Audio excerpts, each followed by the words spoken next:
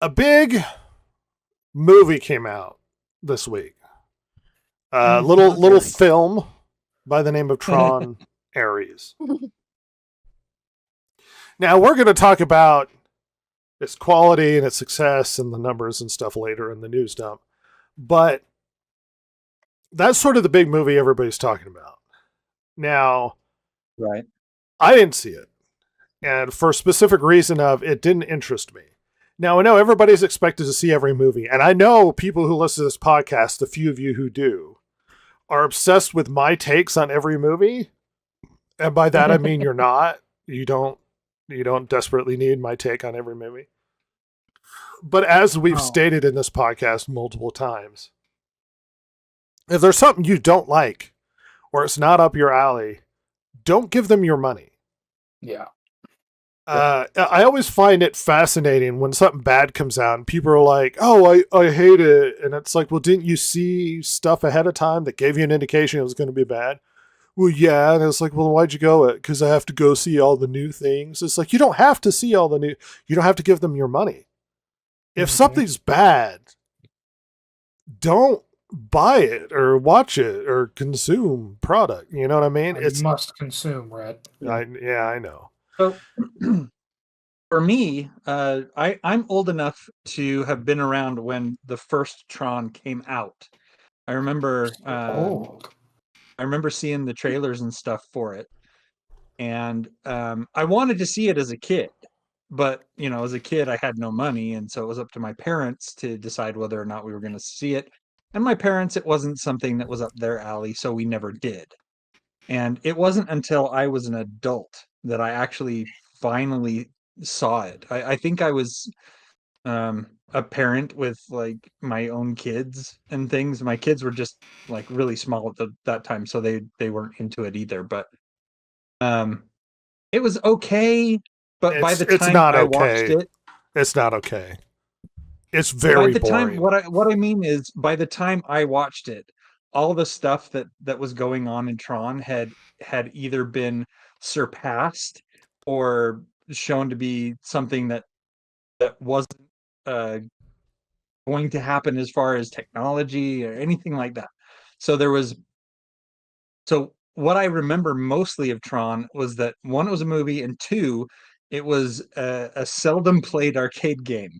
There was a Tron arcade cabinet, and I never saw anybody playing it. I heard that it was rather difficult to play and things, and so most people didn't play it. I could be wrong about that, but no, there was like an Atari-looking it, Tron game where you threw discs at each other. Yeah. The point being is discussing it. The original Tron was basically boring, right. And a lot of the intention it got was graphics. Like they did some interesting things with visually. I did see it. It's really boring. Yeah. And this is coming from somebody who likes the idea of Tron. I just don't like Tron. It is a fascinating idea. And then Tron, what is it? Tron Rebirth, or what was the second Legacy? One that came out? Rebirth. Oh, Legacy. Thank you. So I did go see Legacy, but that one, again, it was like a graphically impressing. It tripped boring. over its own ego. You know what I mean? Yeah, it's a boring movie. Yeah, like it tried to think like, oh, Tron. Remember how huge this was, and everyone's just like, no. Well, you remember Daft Punk did the music for it, and they were in the movie. Yeah, and that was the best part of the movie. And I don't hate that movie or anything, but by far and away, the part of that movie that everyone remembers is the song "Derezzed" by Daft Punk.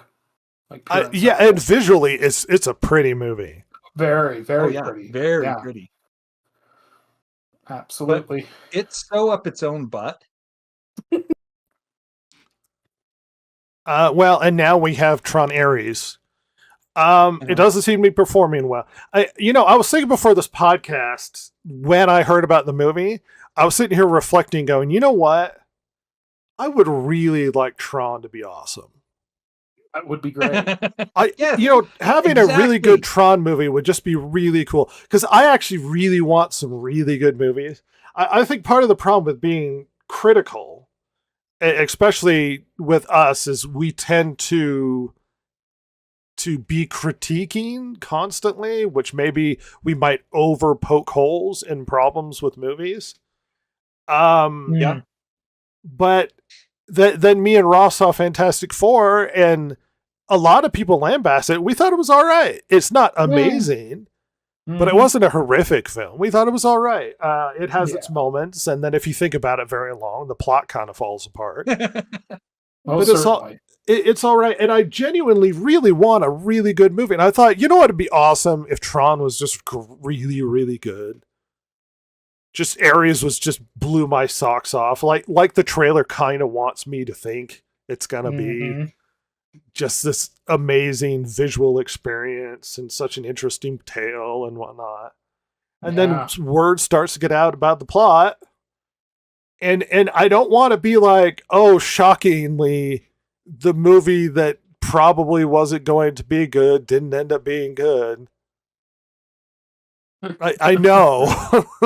It's really weird. Oh, wow. And it's like, oh, it's really bad. That's too bad. It's a shame. A damn shame. Now that we don't have it is a Jesus in the movie. We're kind of poking fun at this a little bit, but it's a terrible shame when these movies come out and they just are trash, because it means that we won't get good movies, because everybody's scared to put their butts on the line to back anything now, unless it's a surefire winner. What do you mean by that? So the thing is that, like, if somebody comes to, a movie studio and they have something that's not a tried and true, IP. Or It's brand, already got a following that they can bank on it, and it's going to make them a lot of money. There's a lot of hesitancy to back that kind of movie, and I don't think that's the finish your thought, but I don't think that's what's going on here. I'm not. Well, the thing is that there's a lot of good. There's a lot of good material out there that could make a lot of good movies, but there's not necessarily a lot of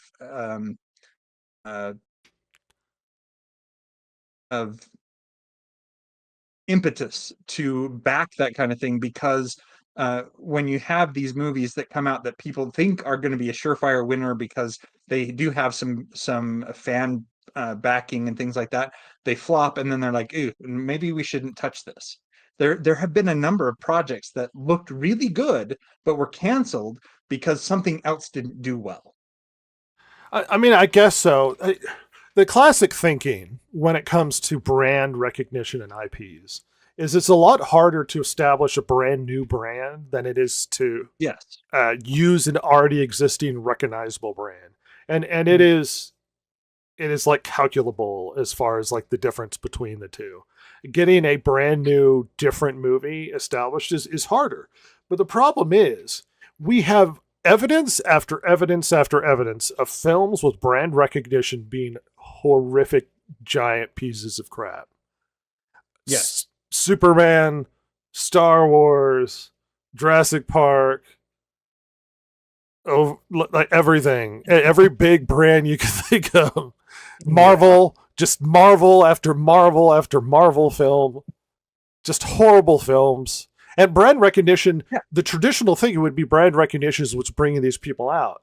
But if you stain the brand enough, people stop trying to like give it a shot anymore. They're like, I don't want to see the new Star Wars movie. That's precluding knowing anything about it. It's just like, I don't want to see it because they don't honor the source material. They seem to lack the capacity to write well. Most of the stuff seems to be infused with some sort of political messaging, whether overt or hidden, but they lack the capacity to be subtle when it comes to that sort of thing. Mm-hmm. And it's like that buying something as big as Star Wars, what do they pay $4 billion for it? It's a big brand. And to burn the value of that brand to almost nothingness is amazing. It blows my mind. Like ruining Indiana Jones blows my mind. Last week we had had a report that apparently the cost for Indiana Jones has ballooned to something like $400 million, Oh my Holy god! cow. which is amazing. Just an absurd.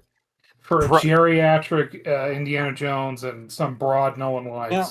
Or recognizes we are going to, Jason, we are going to run down the same problem that we've had before. We're going to start repeating the same talking points because we've discussed this issue over and over and over again.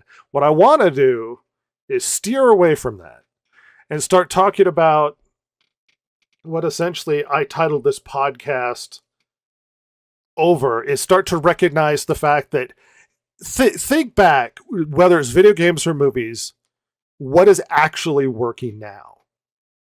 Right. Battlefield 6 wanted is to doing really well. Well, go ahead and finish your thought, but I want to say with Indiana Jones, they should have rebooted the series. I know that George Lucas doesn't want to do that, and Harrison Ford is Indiana Jones, but they should have rebooted. Yeah, I don't know if that would have done anything.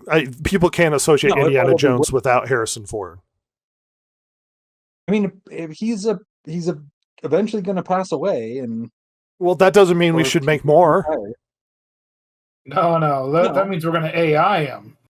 That's what If only if it's so Uncanny Valley Jones. Anyway, yeah, I agree. We have retread this ground many times. And I don't want to have this discussion again, is my point. If you want to listen to us talk about the problems with Hollywood and writing and video games, do that elsewhere. It's on this podcast somewhere. Yeah, we got lots of videos of that. You can go back to our. check every other episode. Yeah, well, basically. and I was concerned that we were retreading the same talking point. Like we have developed our arguments against these things so thoroughly that it's become somewhat talking points for us. And it's like I'm sick of having this discussion.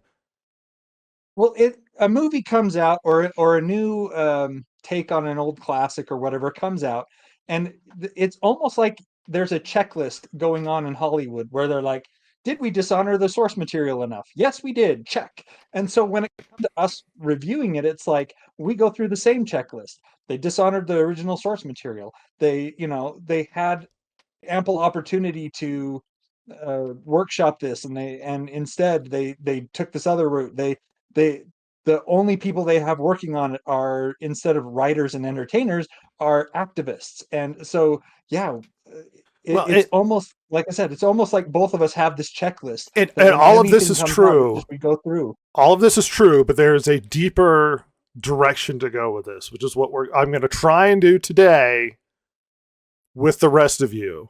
So restrain yourselves by going, oh, well, it's woke or what, like, let's go in a more interesting direction. So Battlefield 6 came out. Now, we've been talking about a lot of the failures in video games lately. We had our Assassin's Creeds and our Dragon Age and Starfield and Forspoken and blah, blah, blah. Like, just keep going down the list of games that are established IPs that failed. Forspoken wasn't, but and that's the thing, though. It's like Hollywood would be doing well if it wasn't for the fact that they weren't making good movies. Me and Ross talked earlier where it's like Hollywood's been struggling. A lot of people are like, well, it's because of the strike or it's because of COVID and they're still trying to get their footing. And it's like, well, all of this would be different if they were making good movies. I think what the problems inherent in Hollywood are basically accelerating because of things like the strike and COVID. But these are problems inherent in Hollywood at the ground level. Yeah. It's just we're seeing them right out the gate. It's like if there were good movies, it would be masking the problems of a declining Hollywood. But because there aren't even good movies, they can't even prop up their own industry. And now we got Trump demanding 100% tariffs on Hollywood. Gonna put a tariff on them. It's gonna be great. Imagine how much you would have to make for a movie if you had to pay like an extra 100% on top of it because of tariffs. Oh my god. we barely begin to break even at $900 million. the Oh, the next Mad Max had to do $2 billion to break even. oh God, yeah. Because then you got to figure they don't include marketing. So I mean, it would be Nope. like a billion too. Like, It might get Hollywood to start thinking in terms of profitability again. They are. That's why they're filmed overseas. No, seriously, it costs too much Yeah. to film here. yeah. I mean, aren't they Cheap filming some labor. game shows in Ireland? Because it's Yeah. it's cheaper to fly their whole crew to Ireland to film a game show than it is to film in Hollywood. And a bunch of dumb American contestants. I mean, that's incredible. Yeah. And why is that the case? Because it's too expensive for California charges them too much.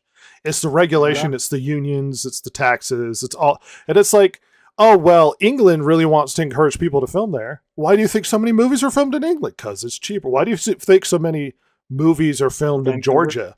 Because it's cheaper. Like Georgia, all yeah. of the Marvel movies are filmed in Georgia. Once again, we're going down the same route. So think of Battlefield 6.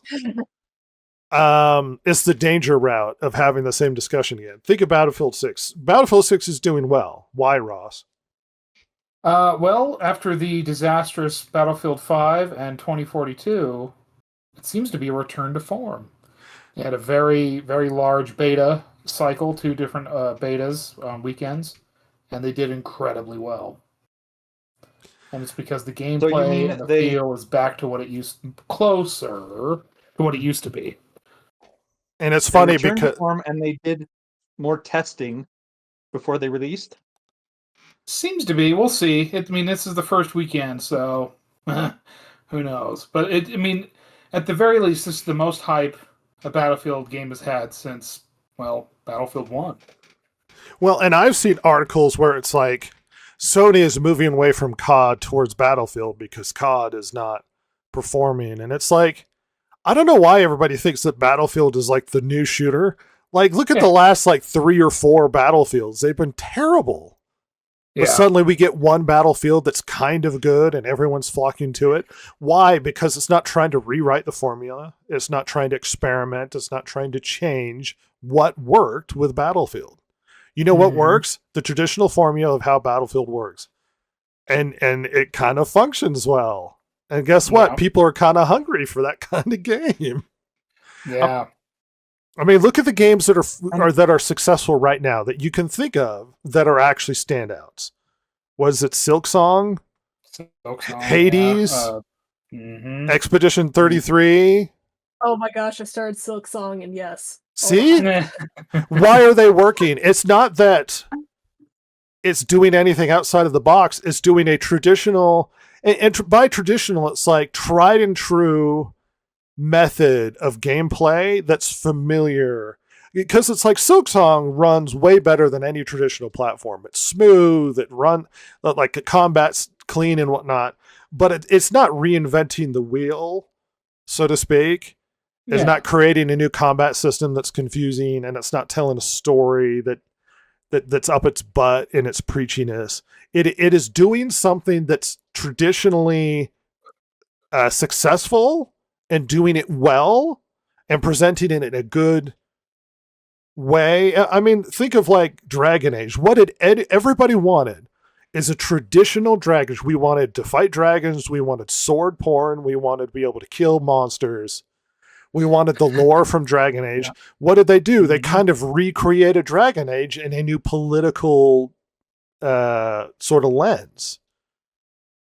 Now it was about pronouns and character drama and these weird romance. And it's like, that's not like, it's not a traditional form of storytelling. It's not a traditional way that game would play. I mean, you can improve gameplay, but it's like, it feels like they're constantly trying to rewrite it and they're not successful. Guess what works? What worked before? That's what works. I know it seems shocking. Ross left us, but oh, well, there's Ross again. Sorry, my Discord had an absolute fit. I dropped when you were talking about Dragon Age, and it's annoying because I had a point that I wanted to bring up real quick that kind of falls in line with what we're talking about. Oh, go ahead. Well, we know what's interesting about the original Dragon Age Origins, is that it was a return to form of the CRPG. Yeah. because the CRPG had died almost 10 years earlier. So by the time 2009 rolled around, I mean, having a CRPG like that, I mean, on console especially. I mean, the creators, didn't they specifically say they wanted to make a Baldur's Gate? Pretty much, yeah. I believe so. Yeah, that Yeah. sounds right. So it's interesting that like Dragon Age Veilguard is like that series has gotten to the point now where it's like, oh god, it completely strayed from what it was, and it almost, I mean, some would argue almost immediately. I mean, some would say by the second game it was, but it is kind of sad because originally it was supposed to be like, you know, like Battlefield 6, like Expedition 33, you know, these kind of return to the old style game. And what's been failing is people trying, and it's not even just old style game. It's like traditionally functional ways of writing. It feels like there's a constant effort to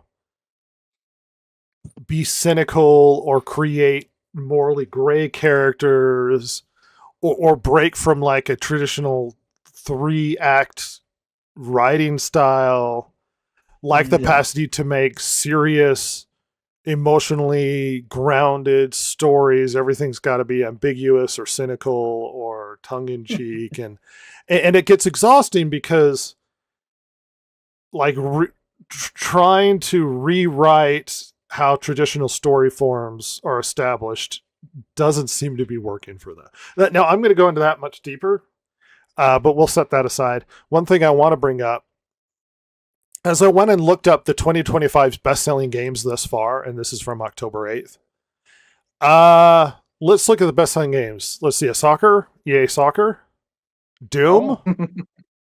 Doom is a well-established brand. PGA Tour 18. GTA 5, which has been out for quite a few years Forever. now. Civ 7. Oh, yeah. Minecraft. Minecraft is still one of the top-selling games this year. NBA 2K25. EA Sports MVP bundle. Forza 5. Oh. Split Fiction. I haven't heard of this game, but Split Fiction. Oh, it's Madden like the, NFL 26. I heard it's good. Co-op game. Mm-hmm. Yeah. Kingdom Come Deliverance. Oh, yay. WWE 2K25. Has anyone seen a pattern yet? Elden Ring Night Rain. That's right, Elden Ring. Actually, the original Elden Ring is also still one of the higher selling games this year. Good lord. MLB The Show, NBA 2K26, Call of Duty Black Ops, Oblivion. The remastered Oblivion is number 3 on top selling games. College Football 26, Monster Hunter Wilds.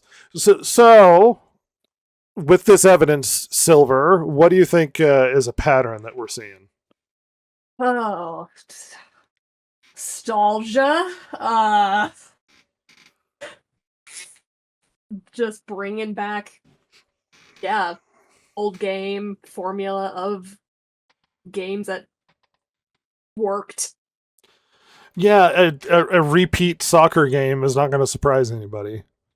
Yeah, Right. It's the same thing every time, but my gosh, Every they year. work. Yeah. And you know exactly what you're getting. Why? Because it works. Yeah. What? Well, like Silksong worked. It was just like Hollow Knight. Yeah, it's exactly what you expect. You're not being surprised by anything. I wrote some random numbers down just to clarify to Ross what the numbers mean in the docket we have. Mm-hmm. 491,000 is the highest player count for Black Ops 6. 474,000 is the current player count for Battlefield 6. No, on the opening weekend. Okay. Yeah. Yeah, that's It's doing extremely differently. But I mean, let's extend this to movies. What's doing well in movies? I mean, that Conjuring movie last month did really well, didn't it? What is this, the seventh yeah. Conjuring movie? It did really well. Why? It's the Because fourth one of the main series. yeah, people really want to see The Conjuring. And it's not because it would be easy to fall into the trap, oh, this is a recognized IP and stuff. I think it's deeper than that. You know, Conjuring, they've established a well structured story. They investigate the problem. They go to the house. Spooky things happen. They struggle with the it follows a well structured, familiar story that people enjoy. They get to see more spookiness. It's not reinventing the wheel, and they work. It works. Superman didn't work. Now there's a myriad of reasons why it didn't work, but let's think of it at least a bit more meta, pull back. Okay. We know what Superman's supposed to be. I saw it with my mother. She's like, this is a Superman. Because she knows who Superman's supposed to be. It's ingrained in American culture and world culture. She's seen Superman since the black and white George Reeve. Mhm. You know that's not super. It doesn't feel like Superman. Why? Because we know Superman. And why did James Gunn change it? Because he thinks he can rewrite the wheel. He can re-envision Superman in a new way. Superman's punk rock now. You know, the new punk rock is to be nice and kind to people. That's the new punk rock. Also to lose constantly and not be super. Yeah, and God. Have a confusing, meandering story that doesn't work very well. And have the movie just not kind of be about you, really. Yeah, Sinners was good. Named after you. Sinners was great. And it's a new brand. Why did Sinners work when others didn't? Well, you know what? Everyone loves a trapped by vampire story, right? Yeah, it's vampires. They're fighting vampires. It's kind of a bottle show where they're in at least one or two locations, mostly the one. They're trying to fight off vampires outside. It's constantly sort of expanding threat. Like they could have done vampires Pitch Black or whatever, and it would have functioned as a story. Why? Because the story makes sense. Its structure's going in a logical direction. They're not rewriting the wheel. What other movies have worked out? Yeah, what has been good this year? The Two ones frickin' come out this year. How to Train Your Dragon made Yeah. buku money. Oh yeah, Yeah, a That was repeat. word for word. Yeah. remake. Guess what? Also did well. Lilo and Stitch. Sure did. It was like $1 billion movie. Why? Because Lilo and Stitch works. Because it's already good. Mm-hmm. Interesting. And once again, you could fall into the trap of like, well, Lilo and Stitch brand recognition. Yes, but why is Lilo and Stitch good? Because the story's And good. The Little Mermaid failed. Yes. What's the difference? Because they changed Little Mermaid. They changed the story. They changed from something that worked to something that didn't work. Yep. It changed the concept. People's expectations were shifted. When me and Ross were talking before the podcast 6 hours ago, we were sort of thinking, because we had Tron come out and it's not doing well, and like Peacemaker came out and it kind of sucks, and Yeah, nobody's talking about it really, except And for a lot of how the- bad it is. a lot of the big games are terrible. But it's like, what's working? Oh, the stuff we already know works. A good platformer. Classically established battlefield combat system. Doesn't have to rewrite anything. Doesn't have to change the story. Doesn't have to be, you know what I mean? Right. What's One thing functioning, that what's occurs not. to me.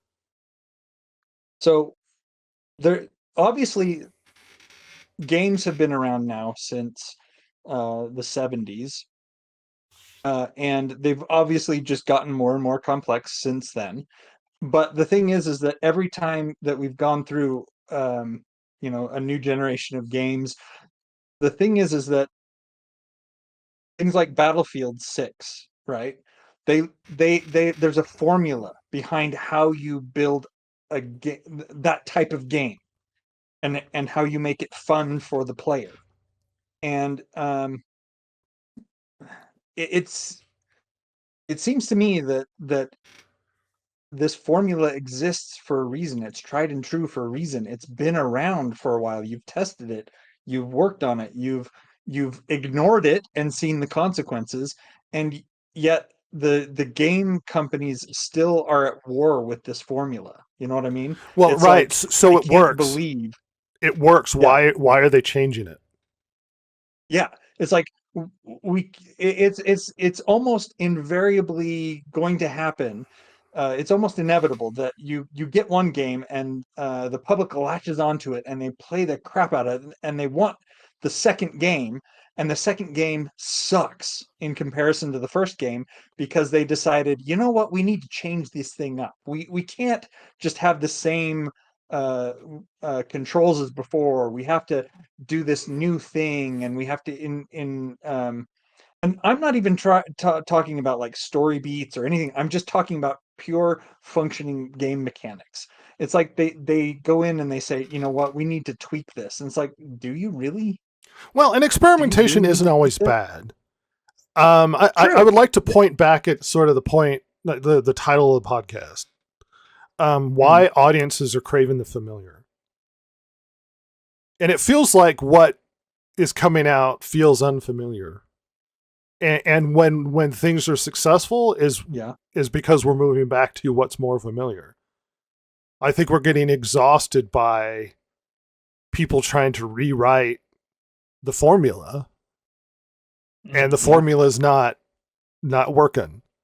And lo and behold, much to everyone's shock and horror, a game that just does a traditional Battlefield setup is selling well. Yeah, and one thing that is going to probably not shock any of us, but when they get to Battlefield 7, they won't have learned the lesson. No, They'll try to tweak it and they'll try to change it, and Battlefield 7 won't do as well as 6. I jotted a bunch of stuff down because I started thinking about sort of the attitudes in writing and what's changed. And I've come up with some interesting things, not just through my own ideas, but I started searching for other articles and points people have made. So follow with me on this. There seems to be an attitude of like postmodern fatigue. Mm-hmm. As I could tell, writers currently have been leaning on things like deconstruction, meta humor, and Right. subversion rather than telling simply yeah. sincere storytelling, emotionally grounded storytelling. Let me give you an example. Oh my gosh, my stuff is all over the place.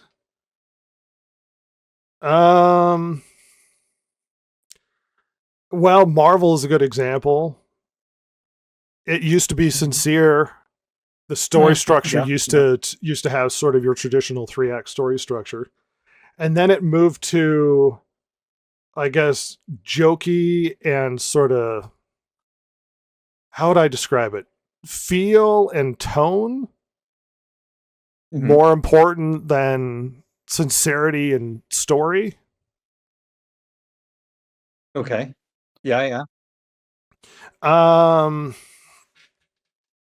I should have structured this better, and I'm trying to look at my notes on a laptop that's too far away.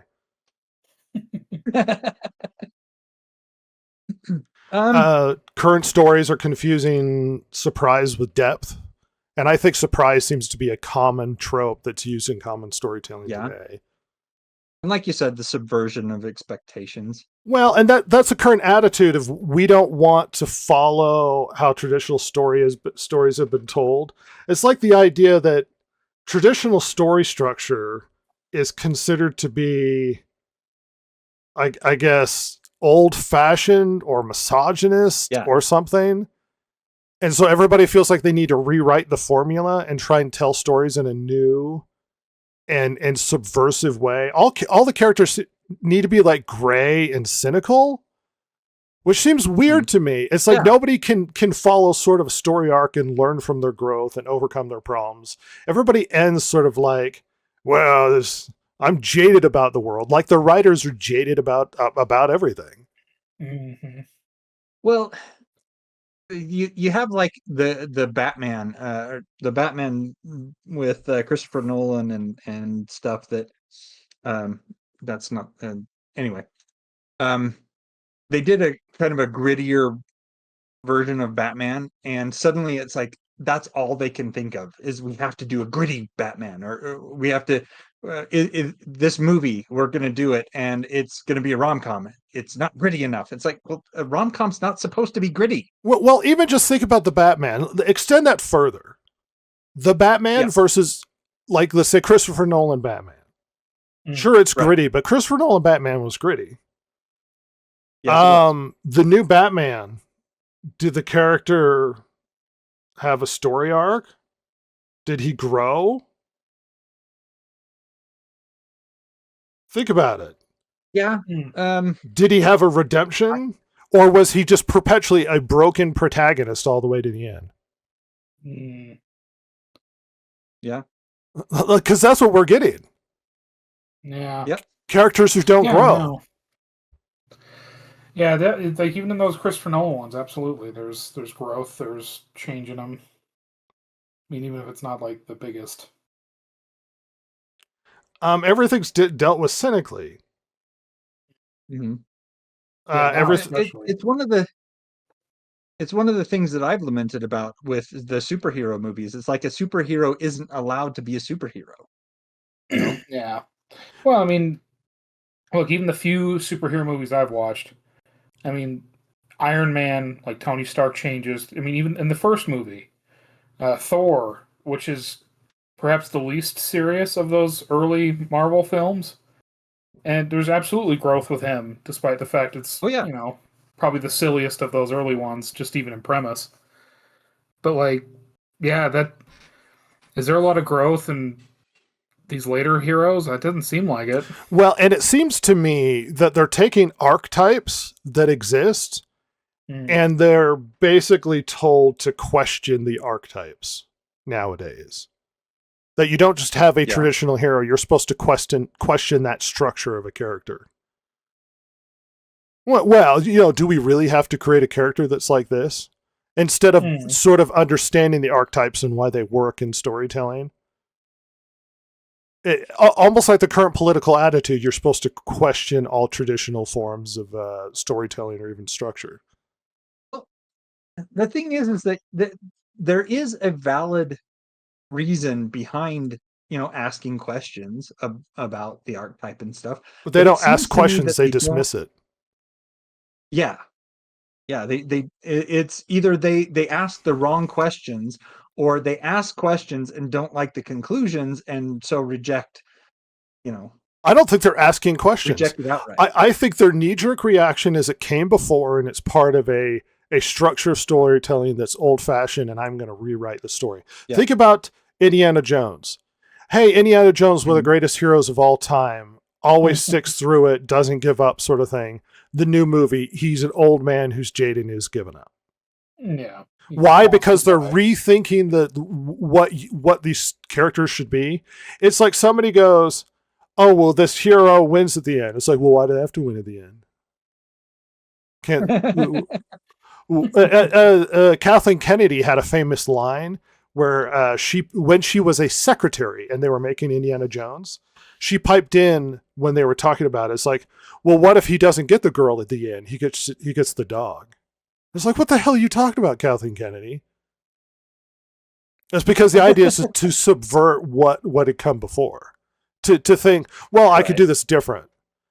Look, you can make a story that bucks archetypes, but the problem is you can't do that well unless you understand archetypes. Instead, I don't Right. think they give a shit about archetypes at all. I don't think they're trying to structure their stories in a traditional fashion. I Well, think they're just trying to. it's like- I think they just dismiss it out of hand because it comes from a pre-existing world, and everything attached to that is evil or gross or it's misogynist or patriarchal, however they want to view it. And when all of the writers are going through academia right now, they are going through a system that's dismissing why stories work in the first place because they don't care Yeah. about that way of writing. Well, it's like you mentioned before with the traditional storytelling, um, that it comes from a misogynist viewpoint, or a patriarchy, or all this stuff. The thing is that you can tell a good story and make it feminist. You can tell a good story and make it LGBTQ, whatever you want to do it.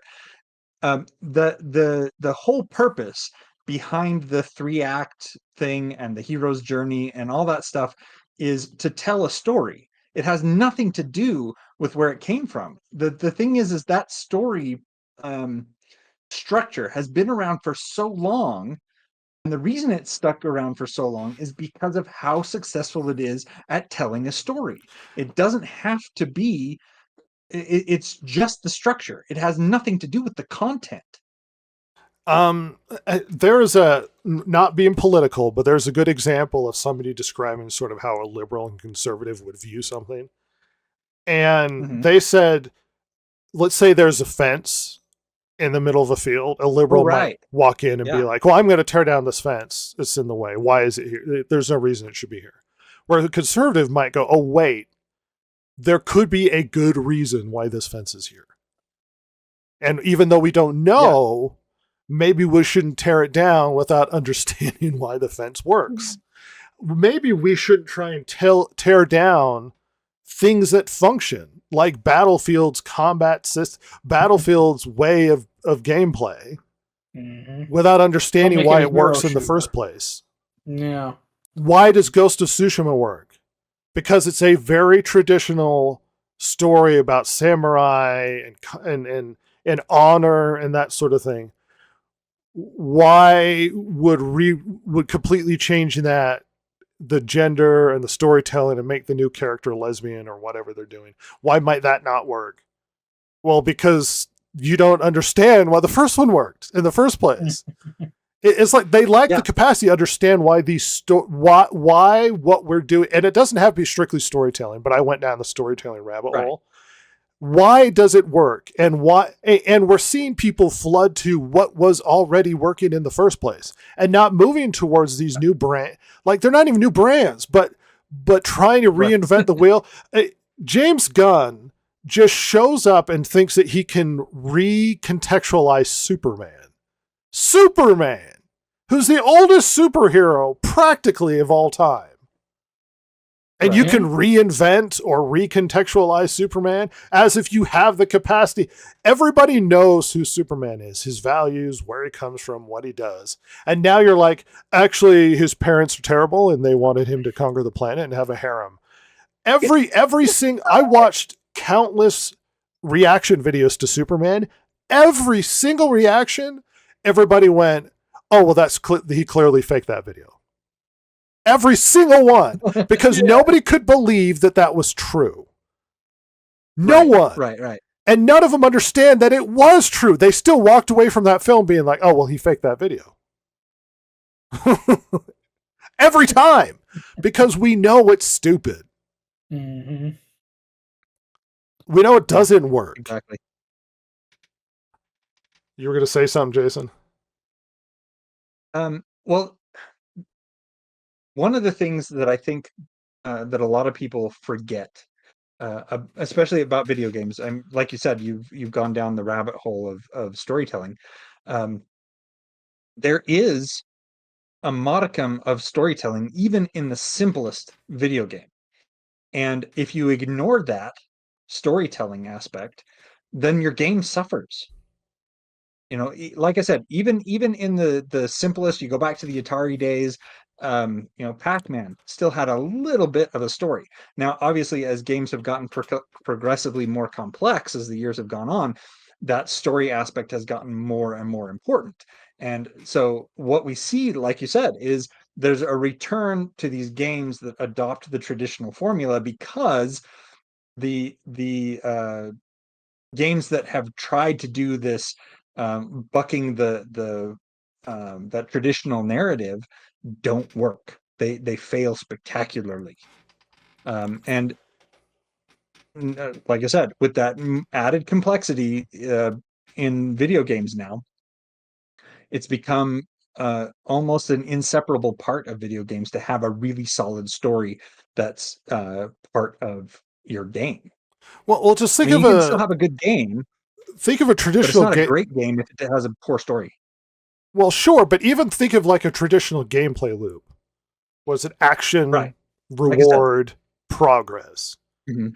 And then you play something where it's like, I'm making actions, I don't feel a reward, and I don't feel like I'm making progress. Right, exactly. That you have to reward people with the carrot for continuing the actions, even if it's repetitive action. And instead, they seem to lack the capacity to understand that that's why it works. And then we're seeing games now that are trying to like lean heavily on narrative, but narrative isn't even well structured narrative. Most of the narrative seems to be structured around things like vibes, like feeling. Yeah. I'm not joking. That's no, I know you're not True. joking. I laugh because of how true that is. Well, and a lot of how they make stuff seems to be sort of like they want to create engagement rather than Mhm. sort Yeah. of or some sort of emotional rhythm, I guess, rather than some sort of struggle, reward, payoff sort of structure. And that goes with storytelling as well as video game gameplay, as whatever it happens to be. Yeah. That a lot of it is structured around, oh well, I want emotional writing, but mocking traditional stuff, and I want vibes, and one of the hardest things to do is not have this weird sense of detached irony constantly as you go Right. as you go through. Like that seems to be a constant theme with most content today. A weird sense of detached irony. I can't. Silver can probably speak to this a lot more than I can. What I see is, at my job, and then I have kids in high school and stuff. What I hear from them a lot of times is about vibes. It's about vibes and Yeah. stuff like that. And so, like I said, Silver, you probably see this a lot more than we do, just because of the age gap between us. And maybe you can speak to that more. I don't even. I hear vibes and I immediately am disgusted. I don't know. It's just Well, how about I can recontextualize it this way? A lot of media seems to be consumed in very short periods of time because I guess we've trained young people to get small dopamine hits as they go through things like TikTok. And get little hits of like, oh, there's a little cat or something. Like I'll find myself watching a YouTube video that I'm interested in, and the little like ad in the beginning is like a minute long, and I'm like, I'm not a minute long interested in this video. Like I'll just not watch it because I'm not willing to sit through a minute just to see what I wanted to see.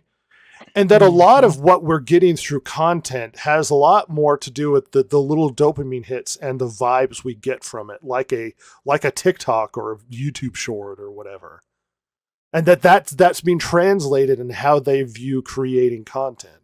It's a lot about this, the feeling you get, and then everything has to have some sort of cynical wink and nod. A lot of things are meta now. There's a lot of like winking at the screen or sort of like a meta commentary, or you know what I mean? Mm-hmm. What do you think, Silver? Yeah. We did a previous podcast on the short attention span thing. Yeah, we did. Yeah, oh my gosh. Yeah,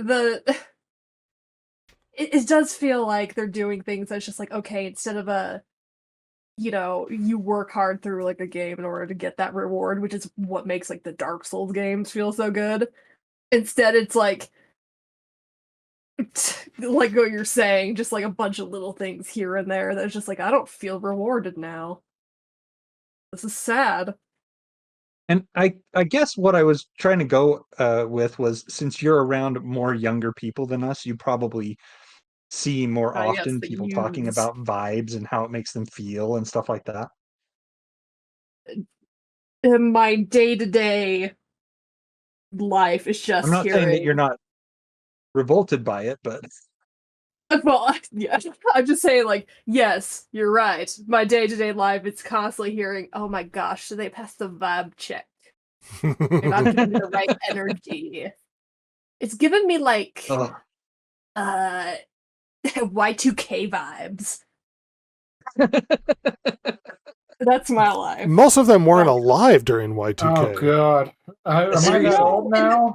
Kill me. and even okay, a little tiny bit off, but it's hilarious. I had a organic chemistry teacher who was having some problems with like a projector, and it suddenly like everything just kind of shut down, and someone in the back of the class was like, "Oh, it's Y2K," and then he just went on with the lecture, and then Gosh. suddenly he stopped, looked up, and went, "What did you say, Y2K? You weren't even alive then." So yeah. Well, Ross, what do you think? So, Um, I don't know. I'll be honest. There's been a thing. I mean, I guess getting back to like the games aspect of it, like the big noticeable thing, especially in the online shooter world right now, is like it is the Battlefield 6 coming out from the back of the pack, as it were, to kind of take over COD's spot, and COD not really like the whole thing with COD is that it strayed so completely from where it was. I mean, because these game series are not that they're not that old, like different in age. I think Battlefield is 1 year older, and Call of Duty came out 1 year after, like it came out in 03, and Battlefield 02, and they have just strayed so completely far. I mean, because there's always iteration, right? Like Call of Duty was picking up the baton from Medal of Honor. Yeah. But then with Call of Duty 4 and the Modern Warfare craze, like that changed everything, right? And they sort of iterated on that same thing for a while. And there were some games that were better liked than others, whatever. But now we have like Seth Rogen and the Teenage Mutant Ninja Turtles doing like death like animations on you, and bright pink like metallic guns.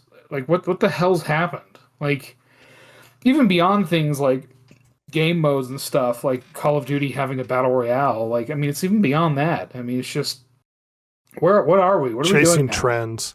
I mean, remember Yeah. Battlefield Yeah. 5 when everybody was like, oh, we're going back to World War II.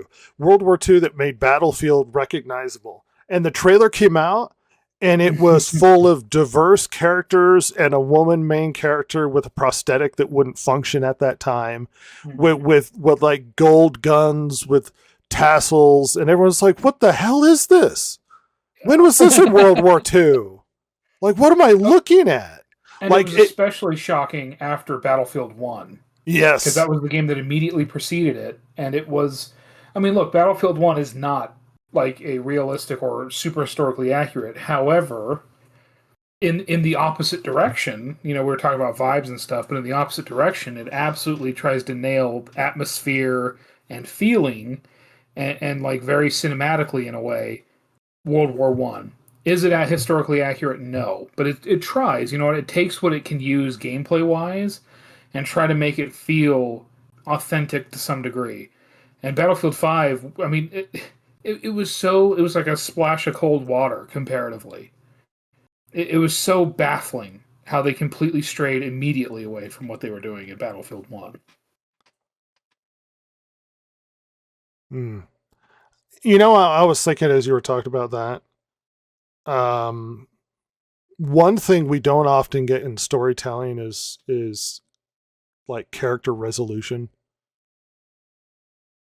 anymore. especially now, yeah. It's almost like Yeah. they're afraid to give characters sort of a resolution at the end of things. Consequences for their actions. Characters don't evolve. You don't No, get they better. don't. They don't evolve. They don't resolve the issues that they have. Things just sort of happen, and we all just sort of. What was the thing we heard from behind the scenes? That it's like, well, it's just got to be fun. It just needs to be fun. Like, it doesn't matter what happens. Like, that kind of explains Thor: Love and Thunder. It's this whole vibe, and it's fun and stupid. Yeah. And look, A movie or a game can just be fun and stupid. but it all has to work together. Yeah, it does. Yeah. I mean, the not to always go back to it because I usually do, but Halo 1, as we know it, as we got it on the original Xbox, that game was made in like 6 months. It had a really bizarre development history, and I think it was Jamie, his name's Greisemer, developer on one of the behind the scenes. He has the famous quote about 30 seconds of fun. And yeah, you know, when you break down video games, like the gameplay loop, right? It's, 30 seconds of fun. But they took that 30 seconds of fun and they built everything else around it. Is there an immense amount of world building in Halo, like Combat Evolved? No, but what's there fits. And it fits the gameplay, and it fits the look, and the look fits it. It all kind of comes together and works pretty good. There's a cohesion. And, yes, absolutely, which is a thing that this is a sub discussion, but that's another problem I think with modern games, specifically with remakes, that I think we're going to start noticing more and more as games that were really popular have gotten old enough now that they feel like they can remake them or remaster them. There will be good ones, yes. There will also be ones that are close, but there's stuff that's off and it will bother people. I mean, yeah. I know, like, Rhett, you really enjoyed Oblivion Remake. Yep. I had a harder time with it because it looked so wrong to me. And that's not to say it's a bad remake. I mean, we've had... It's Oblivion, but it's prettier. Yeah, like, we've had look at the Silent Hill remakes. They're fucking horrible. Those remasters are absolute terror. Like, they're complete dog water. But, so, I mean, comparatively, like, Oblivion remaster's pretty good. But it's still, like, and it's the over-reliance on Unreal 5, if I'm being honest. I think it's going to be a curse, a drag. Unreal 5 has problems. Yeah, as developers get further away from developing their own engines, as the brain drain in the industry continues, I think we're going to see more and more of that. Isn't Fallout still using that busted engine?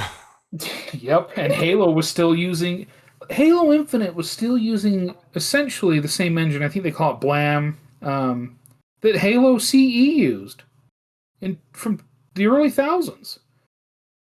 And it is a nightmare, too. And they're making a big deal. Oh, we're going to Unreal 5. And it's like, oh, God, don't. Like, No. Yeah, because it has its own problems. It's very greedy.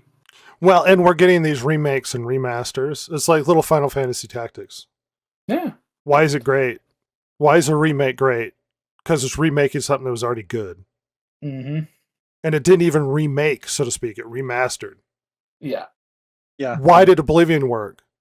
Because it was Oblivion. It wasn't new Oblivion. It wasn't re-envisioned Oblivion. Mm-hmm. Why does re-releasing a game function? Because it's already something we know.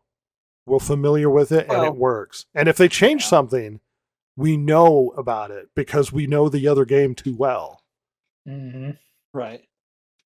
I think some of it harkens back to the fact that the original game, like you said, the original game was good. And one of the reasons that the original game was good is it had a good game loop, it had a good story, it had good world building, it had that cohesion among all the disparate parts that made it into a great game, right? And so when they're doing a remaster, they're usually not touching any of that stuff. What they're doing is they're taking the graphics and up-resing them for the current consoles and the current hardware. And so you're getting those disparate pieces that all still work together. They're all still cohesive, and so it's not something that's out of whack. And when they do introduce something that doesn't fit with the rest of it, it's immediately, it sticks out like a sore thumb kind of thing. And so a lot of times, especially with those remasters, I think they go a lot more careful with those because they realized that one, they had a good product, and so they don't have to go heavy handed. And like you said, with the Final Fantasy Tactics, they took a look at the things that didn't work well, like Cloud. You get him so late in the story that he's almost useless to you as a character, and they're like, you know what, we should tweak that and make it so that he's actually a useful character. And so while they stuck with the gameplay loop that was good, they stuck with um, the story that was good, and they just looked at the things that didn't work and tweaked those. That's what it seems to be when you have a good remaster on your hand. Okay, yeah. We are getting close to approaching a point I wanted to reach. Well, not that I wanted to force a conclusion, but there was something interesting I thought about before we got to this point, which I thought was a common problem you were seeing with a lot of modern media today. And the point of the discussion was sort of, why are we treading back to familiar rather than chasing after? Because, I mean, Hades, though it's like the second one out now, it's not necessarily a new. Hades, the first one, isn't that old. No. Silksong's good. Expedition 33 And is a it's brand not- new game. Yeah. It's really good. Why is that working? Why That's the didn't Final Fantasy. Dragon Age Veilguard work? I mean, Expedition 33 is very much a love letter to like Final Fantasy and games like it. Yes, Classic JRPGs. the story is actually very weird. It's very Mhm. interesting. It is a story I've never thought of before. Mhm. It is a creative, interesting world. Gameplay does not rewrite the. I mean, there's some interesting stuff. Like it's weird. You play a Final Fantasy turn-based sort of thing, but there's active like timing to parry and block. It's kind of odd, or dodge. So you have to actively like participate when they're hitting you to try and like dodge it. It's kind of interesting. It reminds me, like, remember Final Fantasy VIII? If you hit, what was it, R1 at the right time, he would shoot the gun blade while he hit the guy. Oh yeah, I forgot about that. So you kind of actively were part of it. But it's a familiar sort of concept, but it doesn't. I'm not saying experimentation and changing up the formula and creating something new is not something that you can do. Sinners proves that. They experimented. But what it's not doing is completely bucking what functions. Right. The monomyth was written for a reason, and not because this is the only way stories can be structured. Because you can buck certain elements of the monomyth, or buck certain, like there are stories that work well that have a 4-act structure. The reason why these were written down is because, hey, this sort of flow of story works really well. Why did we figure that out? Well, we learned this over thousands of years, believe it or not. Like the 3-act structure is as old as like Greek plays. Exactly. Mm-hmm. Like I said before, it's something that humanity has experimented with since the dawn of storytelling, and they're like, well, this worked well, and so it was perpetuated. It's like they're going back and they're looking at things and saying, you know what, we need to reinvent the wheel. Well, why do you need to reinvent the wheel? Well, because it was, because of all these things that we perceive are underpinning the wheel. And it's like, is that actually true, or is that just your perception of how things are? And we see what has happened. When they depart from these things that have been tested and tried over thousands of years, they don't work well. And Well- and when when the developers and the writers and things go back to those things that did work well and have that track record, suddenly they're starting to work again. Okay, now we've established this, and I think we've made this argument thoroughly, at least explored it. What are we missing? What are we missing? Positive vibes. do you, the energies. Vibes. do you have a specific point you're going for? Sort of. Okay. Think of the discussion we had about cohesion and why everything is working together. I think how about I put it in this way? When you start to sort of develop this cynical effort to look at Thor: Love and Thunder. Look at Dragon Age Veilguard. What are they lacking? Sincerity, emotional sincerity. Almost like they're afraid of taking itself too seriously. That everything kind of has to be sort of a wink and a nod and a look at the camera, or Deadpool, as much as it has flaws and was fun, kind of falls perfectly into the category of this. There's some sort of like meta cynical commentary. And what's working nowadays is we're seeing not only sincerity but cohesion in a lot of the storytelling. It's not just familiar and it's not just traditional, because I can find examples of stuff that's working that's not a traditional format, or that is not a traditional form of storytelling, or even is not even that's a new IP. Because a lot of people like to go, oh, well, IP, so, Jurassic Park. Well, Jurassic Park worked. I heard it was bad. I haven't seen it. Jurassic Park worked. Superman didn't. Well, what makes one versus the other? Something that just came to mind, and I think we addressed it a little bit, but maybe not as much. One of the things that just popped into mind as we were discussing these things is that I think one of the reasons that none of this stuff works is because they don't understand the formula. They don't understand why something was good or bad in the There first you place. go. Here, let me read a sentence I wrote down. Experimentation without discipline. Lots of fragmented tones and vibe storytelling with no structural integrity.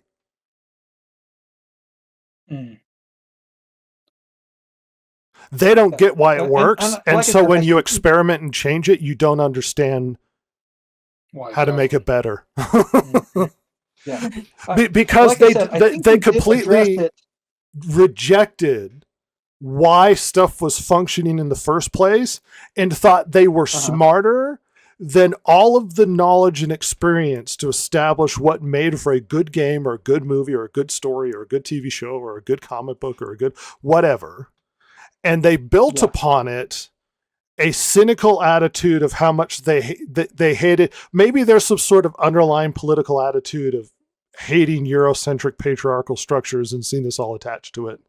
But they looked at what was built over, whether it's thousands of years or dozens of years with the video games, and thought to themselves, why does it have to be that way? I could just redo it. I could just do it differently.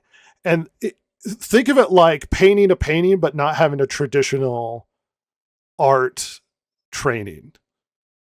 Look at Picasso. Picasso didn't start out drawing weird faces. He started out drawing traditional paint. Exactly. Experimentation isn't bad, but experimenting without understanding what works is just throwing stuff at a wall. Mm-hmm. Right. Do you see where I'm going with this? Yeah. We've kind of so I know we've talked about this a little bit in other podcasts. We addressed this in we were talking, I believe, about Indiana Jones at the time, and we were talking about the fact that Steven Spielberg and George Lucas were inspired by the serials and things that they watched, Saturday morning as kids. And we don't have that kind of storytelling anymore. And so the current crop of writers, it's like, in order for them to understand, they would have to go back to the roots and be immersed in them to go forward. And I think you have a we point there, mentioned, but it's not just. It's hard to oh, right, understand Indiana Jones or writing Indiana Jones. We didn't exist in that culture. They're not even being taught how to write correctly. Yeah. that's It's the not other even part. culture. They're even taught in classes that it's like, well, that's some misogynist, like shitty Eurocentric bullshit. Right. I, like I was just saying that I was gonna get to the second part. I think that there's two parts to it. One is that they don't know the material it's based that some of these stories are based on, and the other is that um, they it's like, instead of being taught this is how um, story structures has evolved over time, and that it has been around for at this point thousands of years, and there's a reason why we do this. The thing is that in order for you to be able to buck a trend, or to be able um, to successfully subvert um, expectations or anything like that, you have to first understand the rule, and why it's there, why it's in place. Uh-huh. Once you understand it and then at that point you can um, then experiment. It's like you said with Picasso. He was an amazing artist. I can't say that I like his cubism Expressionist, and all that yeah. other stuff, but he had some great portraits, amazing portraits. The guy could draw. The guy was an amazing artist, but he had that background first. He knew how to paint, he knew how to draw, and then he was able to then branch off on his own and do his own thing. Ross, But do you like you said, they're not teaching them anymore no. how to um, uh, follow the rules. It's all vibes. Ross, do you remember that RPG that came out recently? It was like mushrooms based or some really boring first person. Forspoken for. I think Forspoken Yeah. was with the. Oh no. Yeah, it's the Obsidian one. Hold on. Yeah. I got to look it up because it's that bad. It's that boring. Do you remember the problem with that Avowed. game? Um. Wasn't it most of the people who worked on it, it was their first game? Yes. Yeah. Oh yeah, As I recall, that was the case. And there were a lot of problems with it. And it wasn't even that it was just busted. It was dull and lifeless and boring. Mhm. Like characters didn't move. No, and that was a case of the things not being very cohesive. Certainly, looks wise, like the setting and what they wanted, it didn't match. It's To almost me. like the point I was trying to make is coming full circle. Yeah, Um, it's like they wanted to have a medieval fantasy game, and it Yep. looks like it should be a pirate game. It feels to Versus a pirate me game. like what we have nowadays is a lot of people making content without the intention to understand why things were working in the first place and think they could just rewrite the wheel. Yeah. I don't think there's anything wrong with making new IPs. They can work. I think you Yeah. could experiment with your games and mix up the combat systems. Mhm. But don't completely change the combat system if you don't understand why the other one was working in the first place. Because now you're just like, well, why do I have to do that? Let's do. Then you're just Kathleen Kennedy being like, well, why does he have to get the girl at the end? It's like, because that works. They want him to be rewarded for being heroic. You dumbass. Yeah, but why? Well, why can't he just get the dog? And it's like, oh my gosh. It's dude. But the dig. Did I drag us through a really long way to get to the conclusion I was dragging for?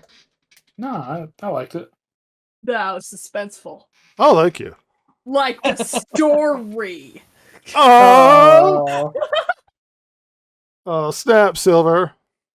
Do you find flaws in what I was trying to get at, as poorly structured as it I think was? you nailed it. I hate people.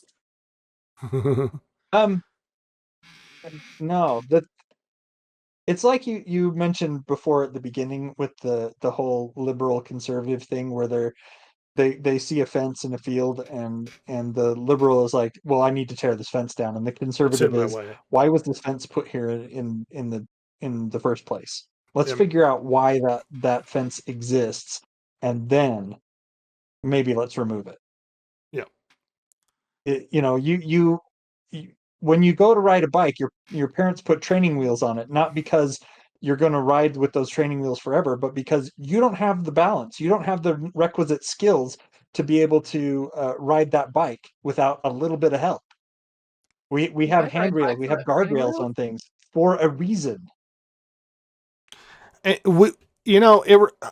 come to think of it, as we're talking about this stuff, it popped into my mind the fact that I've heard multiple times that often in writing rooms in Hollywood, they'll hire based upon sort of diversity rather than Yeah. writing ability, and that they'll have rooms full of like 20 or 30 like diverse groups of men and women and different genders and sexes and races and whatnot, all coming up with random ideas.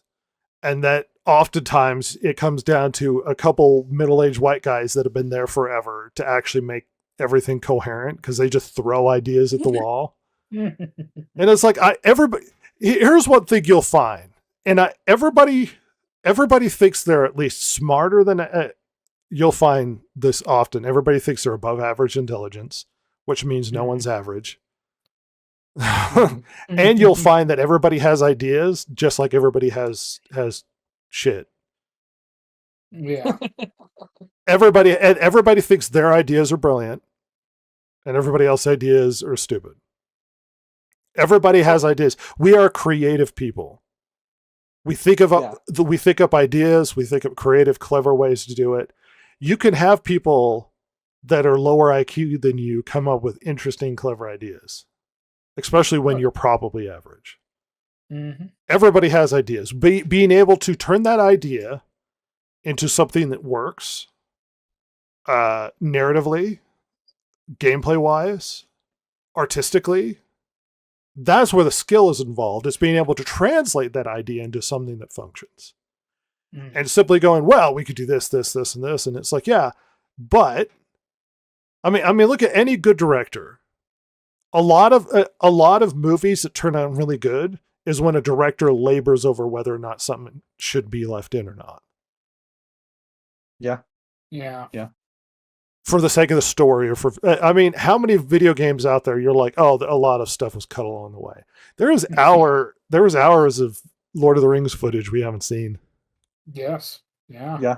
I saw some recently leaked online where like Frodo and Gandalf were riding in the carriage through an empty field. I was like, where was this? Yeah. He's teaching him Elvish. Yeah, teaching him Elvish. It was like, this wasn't in the movie. No, it wasn't. Because you have to eventually create a movie that has coherency, that makes sense. And you can't do that if you don't understand what a good movie is. Yeah. Like, you lack the capacity to wrap your brain around logic and reason and coherency. And it's like, hey, how about at the end, everybody's cynical and sad? It's like, well, because people want to see a character struggle. Well, see, here's why 3 acts work. You're presented with a problem. The character struggles and maybe even fails, and then overcomes problem. Growth. Mm-hmm. Like, this sounds insane, I guess. But what you're doing as a writer, as a creator, is you're asking somebody to follow along with the character, and in many ways self-impose yourself upon the protagonist. And when you do that, you're supposed to relate to them. It's really, it doesn't make you feel good where at the end everything still is kind of shitty. You don't feel great when No. there's no conclusion or reward, and they're so emotionally stunted that they lack the capacity to even take the emotion seriously, because they're so afraid of if they take the emotion seriously and they try and give you a logical like resolution, that somehow it'll be mocked in some way. Yeah, or even if they try to have like a resolution or growth, it feels like forced Yeah. because there was no struggle Yes. at any point. Yeah, at some it's like, oh well, I learned something. It's like, did you? When did you go through anything? Turn to the not camera. only This that, is what I mean, learned today. We also have the Mary Sues, where you have to have you can't have a female protagonist that learns something or grows. They have to come out fully formed and awesome at everything. And it's like, Well, and that's that makes it boring.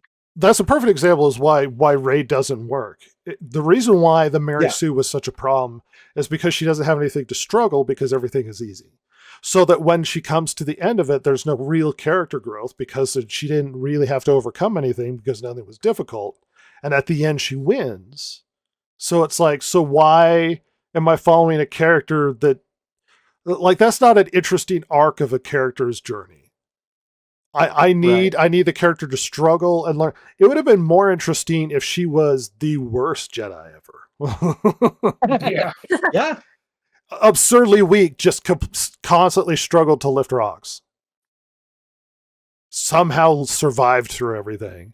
And then at the end, knowing that she can't beat him, goes anyway. Oh, what a heroic moment for this character. It's not heroic when it's easy. No. Final thoughts, Jason? I think that the studios and things really need to put the training wheels back on for these people. I don't know if they have the capacity to do that, but I mean, you're not wrong. And I think that we really need to start doing the whole let's go back to understanding the rules first before we start experimenting with the formula. What are the rules? What? Oh, God. What, Ross? I haven't thought about that in a while. Ross, final thoughts? You know,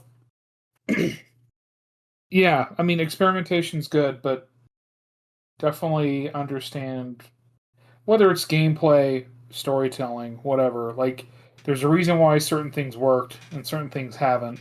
It's not to say that it can't work, but iteration and testing and listening. I mean, so whether if it's betas, listening to your fan base to some degree. I mean, Battlefield 6 listened. They changed the gameplay. Yeah, for the most part they did. They changed some movement stuff, and in other ways they didn't. But that's how it goes. I mean, it's still a video game company, and they're going to do what they want. But this is the most hype they've had in a long time. Time.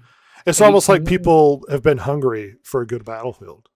Yeah, I mean, to the point where there was a while where there was a game called BattleBit, which was like Roblox-looking Battlefield. I mean, so it was like blocky Minecraft-looking guys, but it was Battlefield. I mean, that's how much people wanted that. Yeah. And now they're finally giving them what they want. So, good on DICE. We'll see how that works out in the long term with EA. Probably better than BioWare. Anyway. I'm hungry for good movies. I want a good Tron. Yeah. God, I really want a good movie. Remember when we sat for hours discussing Joker? Yeah. Loved it. Yeah. Hung out outside Panda Express and just talked about Joker forever. Yeah.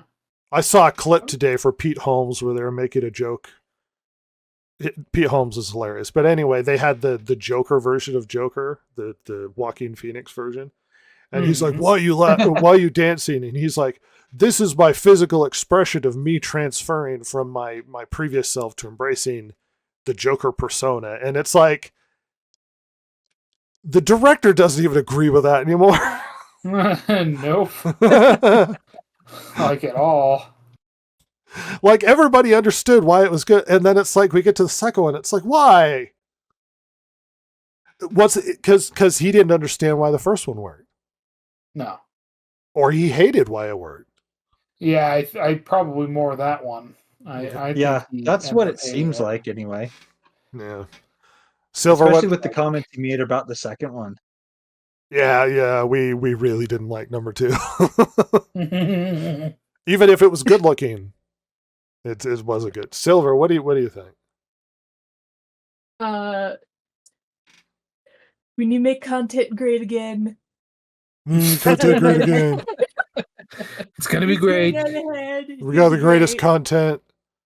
We're gonna make good content and make Mexico pay for it. Games 2026. Disconnected Gamers Podcast still does the same thing over and over again. Nobody watches. We need to get rid of them. They're trash. It's really Build a terrible. wall. They're trying to reinvent the podcast and it's not working. Disconnected Gamers. They don't understand why that's all. people like podcasts. Donald Silverval. Welcome. It would have been easy. It would have been easy to follow the trend to talk about Tron, but I was talking to Ross, and I was like, no one wanted to watch Tron, so no one saw it. Yeah. Yeah, no, everyone's like, oh my gosh, it's Morbin time, and we left. So it was almost like, you know what? Let's think about this, because there are movies that are working. Why are they working and Tron not working? Yeah. It was a fun discussion. I had fun. Yeah. Great time.